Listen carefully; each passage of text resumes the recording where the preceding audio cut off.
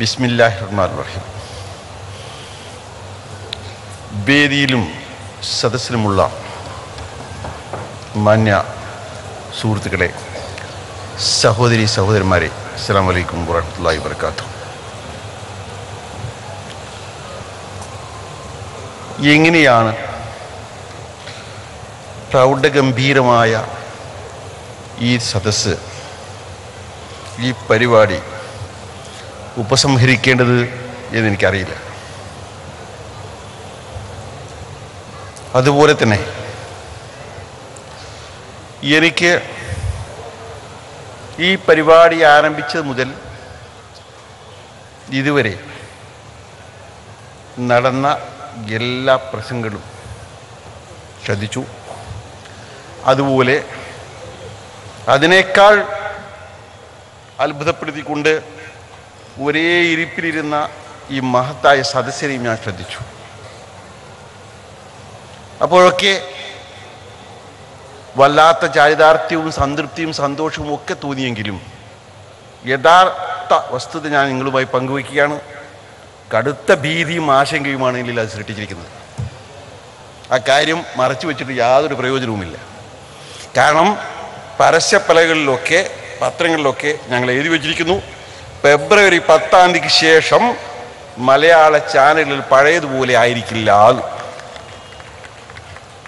ഒന്നുകൂടി അനുബന്ധമായി ചേർക്കേണ്ടത്, ഫെബ്രുവരി 10 ശേഷം ചാനൽ പ്രേക്ഷകരും പഴയതുപോലെ ആയിരിക്കില്ല എന്നുള്ള കാര്യമാണ്. വലിയ പ്രതീക്ഷകൾ വളർത്തി നേരും നന്മയ്ക്കും വേണ്ടി ഗംഭീരമായി പൊരുതുമെന്നൊക്കെ പറഞ്ഞ് എല്ലാവരും ആശംസിച്ച് നാളെ എന്തെങ്കിലും സംഭവിച്ചാൽ വന്ന് കഴുത്തിന് പിടിക്കും നിങ്ങൾ എന്ന നല്ല ബോധമുണ്ട്. അതാ പിടി. എന്തായാലും ഒരു പുതിയ മാധ്യമമാണ്. ദൃശ്യമാധ്യമ രംഗത്ത് പരിചയമില്ലാതിരുന്ന ഒട്ടേറെ പുതുമുഖങ്ങളാണ് ഇതിന് പിന്നിൽ പ്രവർത്തിക്കുന്നത്.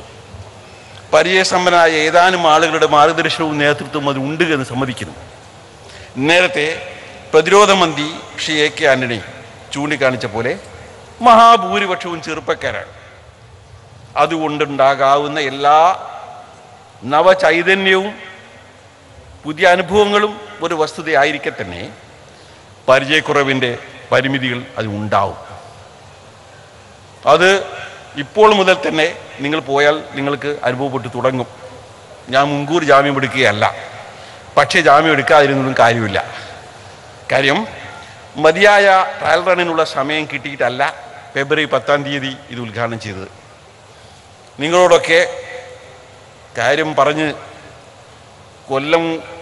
മാസങ്ങളിങ്ങനെ കഴിഞ്ഞ് കൊല്ലമായിക്കൊണ്ടിരിക്കുന്ന സമയത്ത് ഇനിയും ഇത് നീട്ടിക്കൊണ്ടു പോകാൻ പറ്റില്ല.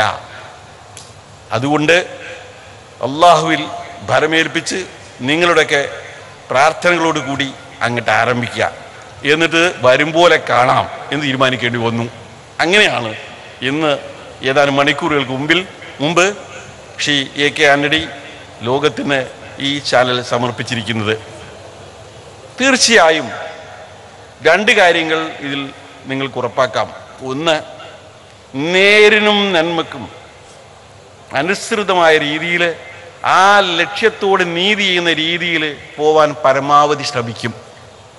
അതിൽ പാളിച്ചകൾ ഉണ്ടാവാം, തെറ്റുകൾ പറ്റാം, അബദ്ധങ്ങൾ ഉണ്ടാവാം, ഒക്കെ ശരിയാണ്.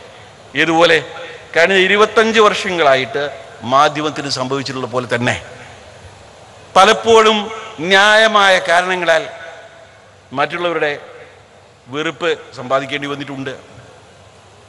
അവരെ ഒരിക്കലും കുറ്റപ്പെടുത്താൻ വയ്യ. അതുപോലെ പാളിച്ചകൾ സംഭവിച്ചിട്ടുണ്ട്, അതൊക്കെ യാഥാർത്ഥ്യമാണ്.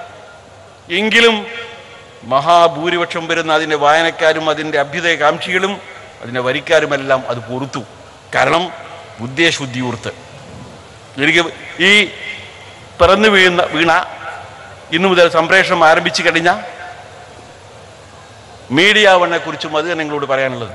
പാളിച്ചകൾ ഉണ്ടാവും, അബദ്ധങ്ങൾ സംഭവിക്കും, നിങ്ങളുടെ പ്രതീക്ഷക്കൊത്ത് ഉയർന്നില്ല എന്ന് വരും. അതൊരു സാധ്യത മാത്രമല്ല, തീർച്ചയാണ്. പക്ഷെ അങ്ങനെയൊക്കെ വരുമ്പോഴും ഇതിന് പിന്നിലുള്ള പ്രചോദന ശക്തി ദൈവത്തിൽ വിശ്വാസമർപ്പിച്ച് നിങ്ങളെപ്പോലെയുള്ള സുമനസ്സുകളിൽ പ്രതീക്ഷ അർപ്പിച്ച് പ്രാർത്ഥനാ മനസ്സോടുകൂടി നീങ്ങുന്ന നേരും നന്മയും ലക്ഷ്യമാക്കിക്കൊണ്ടുള്ള ഒരു പ്രേരണാശക്തിയാണ് എന്ന് മനസ്സിലാക്കിക്കൊണ്ട് നിങ്ങൾ സദയം പൊറുക്കുക. അതോടൊപ്പം പൊറുത്താൽ മാത്രം പോരാ, നിങ്ങൾക്ക് തെറ്റുകളും അബദ്ധങ്ങളും ചൂണ്ടിക്കാണിക്കാനുള്ള എല്ലാ അവസരവും ഉണ്ട്. ഇതാരുടെയും ഒരു കുത്തക മാധ്യമമല്ല, എല്ലാവരുടെയുമാണ്. ജനകീയ ചാനൽ എന്നൊക്കെ പറയുമ്പോൾ ജനങ്ങളിൽ നിന്ന് ഷെയർ എടുത്തു എന്ന അർത്ഥത്തിൽ മാത്രമല്ല അങ്ങനെ പറയുന്നു. ഇത് ജനങ്ങളുടേതാണ്. ഇതിനൊരു പ്രത്യേകിച്ചൊരു മുതലാളിയൊന്നുമില്ല, മാധ്യമത്തിനില്ലാത്ത പോലെ തന്നെ. സാങ്കേതികമായ കാരണങ്ങൾ മാത്രമാണ് ഇതിനൊരു കമ്പനി രൂപീകരിക്കേണ്ടി വന്നത്.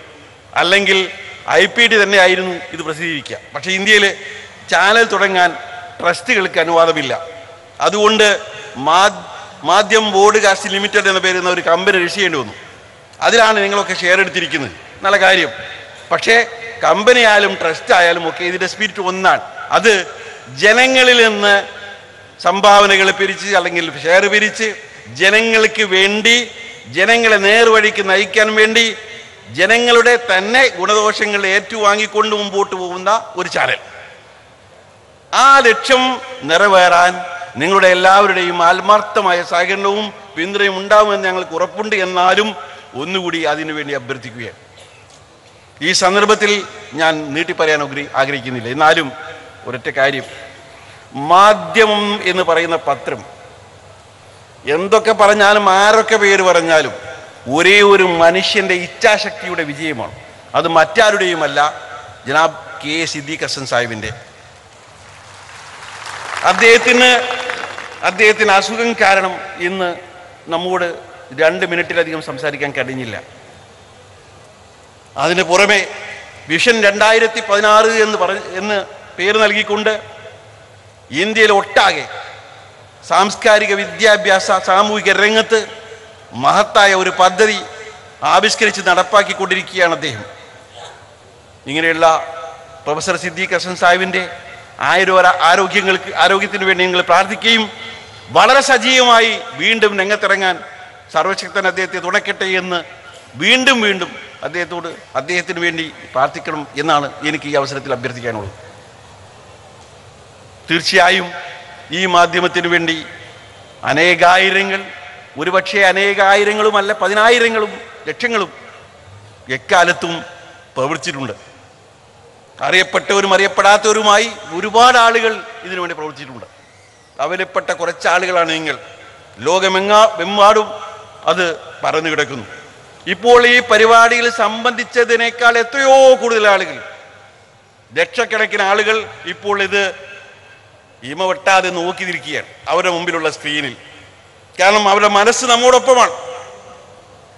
തീർച്ചയായും ആ സുഹൃത്തുക്കളോട് എനിക്ക് വളരെ വിനയപൂർവ്വം അപേക്ഷിക്കാനുള്ളത്, നിങ്ങളുടെ എല്ലാം സ്നേഹം ഏറ്റുവാങ്ങിക്കൊണ്ട് നിങ്ങളുടെ എല്ലാവരുടെയും പ്രാർത്ഥനകളോടുകൂടി മുമ്പോട്ട് പോകാൻ ഞങ്ങൾ ശ്രമിക്കുമ്പോൾ ഞങ്ങളുടെ നിസ്സഹായത, ഞങ്ങളുടെ കഴിവില്ലായ്മ, ഞങ്ങളുടെ പക്വതയില്ലായ്മ എല്ലാം നിങ്ങൾ പുറത്തു തീരുമാറാവണം. കൂടുതൽ പുതുരക്തം ഈ മാധ്യമരംഗത്തേക്ക് പ്രവേശിപ്പിച്ചുകൊണ്ട് ഈ മുതിർന്ന തലമുറയുടെ സ്ഥാനം ഏറ്റെടുക്കാനും അങ്ങനെ രാജ്യത്തെന്നല്ല ലോകത്ത് തന്നെ ശക്തമായ നന്മയുടെ മാധ്യമമാക്കി ഈ ദൃശ്യമാധ്യമത്തെ വളർത്താനും നിങ്ങളെല്ലാവരും പ്രാർത്ഥിക്കുകയും സഹകരിക്കുകയും വേണമെന്ന് അവസാനമായി അഭ്യർത്ഥിക്കുക മാത്രം ചെയ്യുന്നു.